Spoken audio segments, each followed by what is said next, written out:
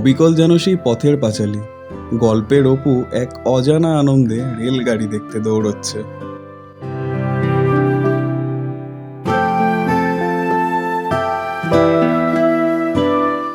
তো এখন আছি তালান্ডু স্টেশনের কাছে। আর এই তালান্ডু গ্রামটি যখন প্রথম দেখেছিলাম, ঠিক পথের পাঁচালীর কথা মনে পড়ে গিয়েছিল। ওই যে অপু মাঠ থেকে দাঁড়িয়ে ট্রেন দেখেছিল, আর আমরা ট্রেন থেকে এই গ্রামটা দেখেছিলাম। তো চলুন পথের পাঁচালীর দৃষ্টিতে আপনাদের আজ এই গ্রামটি ঘুরে দেখাই। নমস্কার, স্বাগত জানাই একটা ফ্রেশ ভিডিওতে।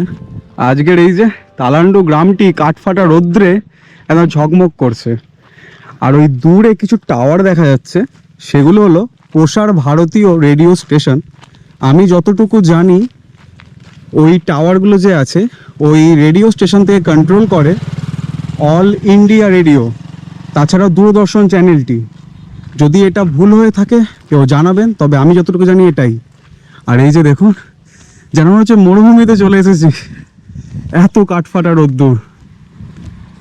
কবি বিভূতিভূষণ বন্দ্যোপাধ্যায়ের শুধু পথের পাঁচালী গল্পটি নয়, আরও নানান ছোট বড় গল্প রয়েছে। তার মধ্যে হলো একটি তাল নবমী, সেটাও আমাদের খুব পছন্দের। এই যে রাস্তা দিয়ে যেতে যেতে একটা সুন্দর তাল গাছ দেখতে পেলাম। এবার দেখুন, নর্মালি আমরা তাল গাছ দেখলে তাল গাছ বলেই থাকি, তবে কবির দৃষ্টিতে তাল গাছ কিন্তু কথা বলে।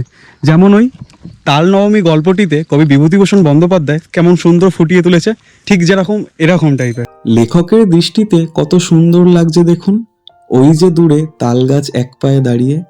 তাল নবমী গল্পে ঠিক এরকমই নেপাল আর গোপাল দুই ভাই এই রকম তাল গাছ থেকে তাল কুড়িয়ে নিয়ে গিয়েছিল তাল নবমীতে তালের বড়া খাবার আশায়।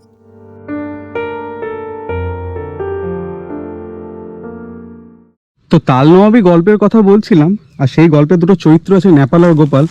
আর এই ভাইকে পেয়েছিলাম, ওই যে বাবু আসছি, ও গাছে উঠে খেলছে।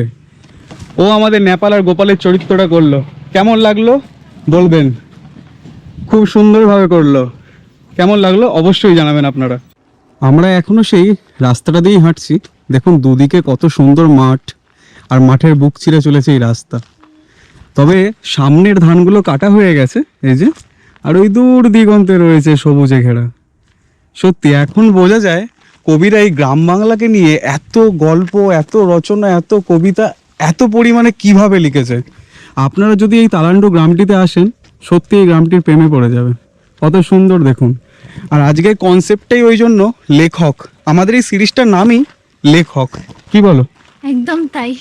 তো তালান্ডু গ্রামের ভিতরে আর একটা গ্রাম পেয়ে গেছি। গ্রামের ভিতরে গ্রাম। এই দেখুন কত সুন্দর জবা গাছ, আর এই রয়েছে সেই পথের পাঁচালীর মতো সেই বাড়ি। দেখুন কত সুন্দর গ্রাম্য বাড়ি। আর দূরে বয়স্ক মানুষটাকে দেখে আমার কি মনে হয়েছিল জানেন? অপুর পিসি। কেমন আছো তোমরা সবাই? বলো। ভালো আছি। ভালো আছো? মিথ্যে বলছো না তো? যদি মিথ্যে বলি তাহলে ভিডিওতে উঠে পড়বে। হ্যাঁ, একটা পথের পাঁচালী বলে গল্প আছে, আর সেই গল্পে একটা পিসি ছিল, মানে একটা অপু বলে একটা বাচ্চা নাতি ছিল, তার একটা পিসি ছিল। আর সেই পিসিটার মতো ঠিক আপনাকে দেখতে লাগছে। সত্যি সেই পিসি লাগছে পুরো। কত সুন্দর দেখুন গল্প করছে সবাই। এই যে কেমন লাগছে বলো? আমার তো খুব ভালো লাগছে, পুরো এই গ্রামটার মতো লাগছে। সত্যি একটা ছোট্ট গ্রাম অপু দুর্গার। এই হলো, মাঝে মাঝে আসবে। ঠিক আছে আসো। যারা যারা দেখছে সবাই আসবে, চিন্তা করো না, সবাই আসবে। এই যে পিসিমণির কাছে বলছিলাম না, একটা ছোট্ট বাচ্চা আছে, দেখো চলে এসেছে অপু। এই যে কবি বিভূতিভূষণ বন্দ্যোপাধ্যায় খারাপ কিছু লেখেনি। এই যে পিসিমণি, আর এই যে অপু। নাম কি বাবু তোমার? অমিত। অমিত। দেখেছেন অমিত আর অপু মিল আছে অনেক। হাত মেলাও, চলো। তোমাদের ঘরের কাজটা দেখাবে আমাকে? দেখাবে? দেখাবে না? এই যে আমাদের অপু পুরোপে অমিত, ওদের ঘর দেখাতে এনেছে। জুতোটা খুলি। এই হলো সেই মাটির বাড়ি। দুটো ঘর আছে? হ্যাঁ, এইটা পুরোটাই।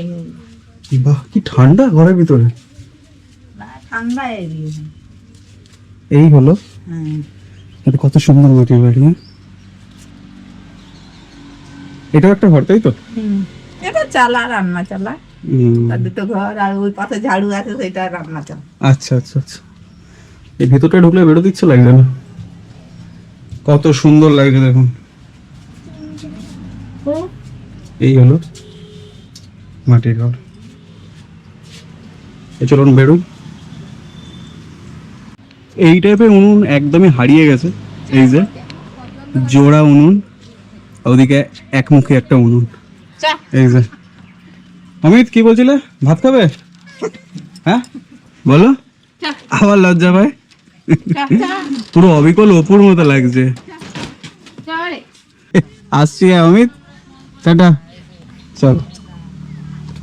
এই যে গ্রামটিতে ঢুকেছি, আর গ্রামটির চারিদিকে খুব সুন্দর।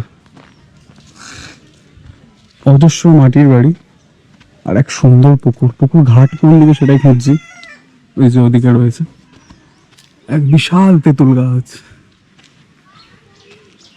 দেখুন একটা ছোট গ্রাম তৈরি হয়ে আছে এখানে, মারাত্মক। কি সুন্দর খড়ের গাদি দেখুন এদিকে। এই হলো সেই, মানে আমরা জাস্ট ইমাজিন করে নিয়েছি। কি বলো? গ্রাম অপু দুর্গা গ্রাম, পথের পাঁচালী।